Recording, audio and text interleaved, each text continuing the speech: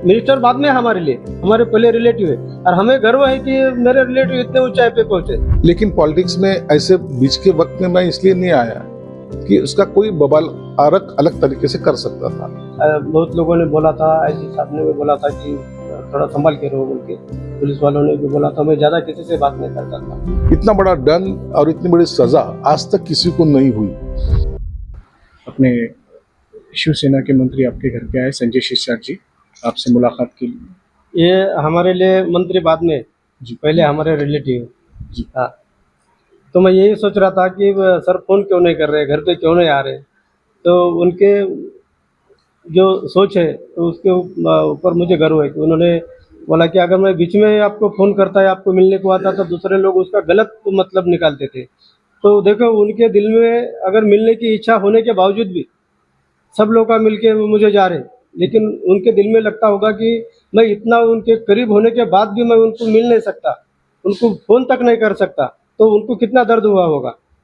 वो सब उनका दिल खाली करने के लिए आज वो हमारे इसमें आए वाले, तो इसके लिए मुझे बहुत अच्छा लगा। इस बीच आपने उनसे कोई संपर्क करने की कोशिश की थी जब अभिजीत आंदोलन में थे? नहीं सर, मैं तो पूरे व्हाट्सएप ही कर रहा था, लैंडलाइन से या मोबाइल से फ़ोन नहीं कर रहा था मैं, क्योंकि बहुत लोगों ने बोला था, आईजी साहब ने भी बोला था कि थोड़ा संभल के रहो बोल के, पुलिस वालों ने भी बोला था। मैं ज़्यादा किसी से बात नहीं करता था। संजय शिरसाट जी से नहीं, साहब से भी मैंने फ़ोन नहीं, किसी को फ़ोन नहीं किया मैंने। लेकिन मुझे लगता था कि दूसरे लोग अब मुझे फ़ोन कर रहे हैं, आके मिल रहे, तो मेरे इतने नज़दीक होके भी ये क्यों नहीं मिल रहे, तो ये मेरे दिल में थोड़ा ये था। तो उन्होंने उसका उनके दिल पे भी उतना वो तकलीफ हुई होंगी उनको भी इस बात की। तो हम आज वो मेरे घर पे आए तो मुझे बहुत ही अच्छा लगा। तो वो मिनिस्टर बाद में हमारे लिए, हमारे पहले रिलेटिव है और हमें गर्व है कि मेरे रिलेटिव इतने ऊंचाई पे पहुंचे। मैं वो साहब को आज से नहीं जानता। मैं उनके मतदार संघ में 15 साल काम किया हूँ बजाज नगर में, जो कि साहब का बाले किला है। वहाँ पे सबसे ज़्यादा मेजोरिटी वहाँ से साहब को मिलती है। और मेरा नाम भगवान शंकर दीप्के। सर, आज आप अभिजीत दीप्के जी के घर पे आए हैं, चर्चा कर रहे हैं, क्या कहेंगे आप उनके बारे में? देखिए, अभिजीत दीपके के घर पे मैं आज इसलिए आया हूँ कि कल उनका सबका आंदोलन खत्म हो चुका है। अभिजीत दीपके के पिताजी या तो उसकी माताजी, इनसे मेरे कई सालों के संबंध है, पुराने संबंध है, हमारे रिलेशंस है।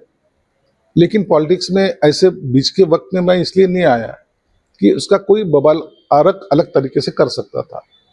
इन्होंने कुछ दबाव डाले क्या, इन्होंने कुछ उनको उचकाए क्या, ऐसा कुछ भी बोल सकते थे। इसलिए वो जो मोमेंट थी, वो मोमेंट छोड़ने के बाद मैं आज उनको मिलने के लिए आया। अभी जो उनसे बातचीत हुई ना, वो फैमिली ऐसी है कि उनको अब आज भी नहीं लगता कि मेरा बेटे का नाम इतना बड़ा हुआ है या तो मेरा बेटा इतना ऊंचाई पे गया है। वो ये उनकी भावनाएं देखो कैसी है। वो बोलते हैं अगर 4 दिन और लेट हो जाता ना तो मेरा बेटा उधर कंपनी में काम को रहता था, उसको अच्छा सा जॉब लगा था। ये होती है माँ बाप की भावना, ये होती है माँ बाप की सोच।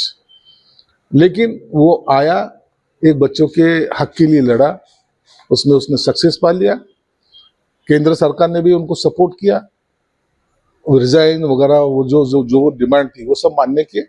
ये सब होने के बाद आज उनको आके मिलने के बाद उनकी भावना जो मेरे प्रति है या तो अभिजीत दीपके के प्रति है, उन्होंने यहाँ व्यक्त भी की है। इसलिए राजकारण पॉलिटिक्स से अलग चीज होती है और रिलेशन अलग होते हैं। उसके वजह से आज मैं उनको मिलने के लिए आया था। जिस तरीके से कल धर्मेंद्र प्रधान जी ने इस्तीफा वापस लिया है और कहीं ना कहीं आपके मतदार क्षेत्र के अभिजीत दीपके हैं, उनकी जीत हुई है कांग्रेस जनता पार्टी पर, तो पूरे युवाओं की भी जीत हुई है, इसके ऊपर आपकी क्या प्रतिक्रिया? देखो, धर्मेंद्र प्रधान जी ने राजीनामा दिया है, राष्ट्रपति ने स्वीकृत किया है, लेकिन एक बड़ी बात जो है वो अभिजीत दीपके ने, जो बच्चा है लेकिन उसने कहा है कि मुझे हीरो मत बनाओ, मैं हीरो नहीं हूं। ये जनता बच्चों का आंदोलन था, उनके लिए अपन सब मिलके लड़े थे। ये किसी एक का ये नहीं है, आंदोलन में सक्सेस नहीं है तो ये सबका तुम सबका है, ये मान्य करना भी बहुत बड़ी बात होती है। इसलिए अभी जो आंदोलन हुआ उससे नतीजा एक जरूर निकला है कि भविष्य में कोई बच्चा ये ऐसे पेपर फूटने की वजह से या तो पेपर लीक होने की वजह से सुसाइड नहीं करेगा, और जो ऐसे काम करेगा उसको 10 करोड़ रुपए का दंड और 10 साल की सजा, ये प्राविधान आज मुझे लगता है आज या कल लोकसभा में आने वाला है। तो इसके वजह से एक क्रांति जिसको बोलते हैं ना, इतना बड़ा दंड और इतनी बड़ी सजा आज तक किसी को नहीं हुई। और देखिए उसी के बीच में बिहार से जिसने ये पेपर लीक किया था वो भी पकड़ा गया। इसके माने अभी कार्रवाई के तरीका बदल चुका है और कड़ी से कड़ी सजा का प्रावधान आने की वजह से अब बच्चों का भविष्य उज्जवल रहेगा। प्रभात खबर.com, विश्वास नहीं, रफ्तार नहीं।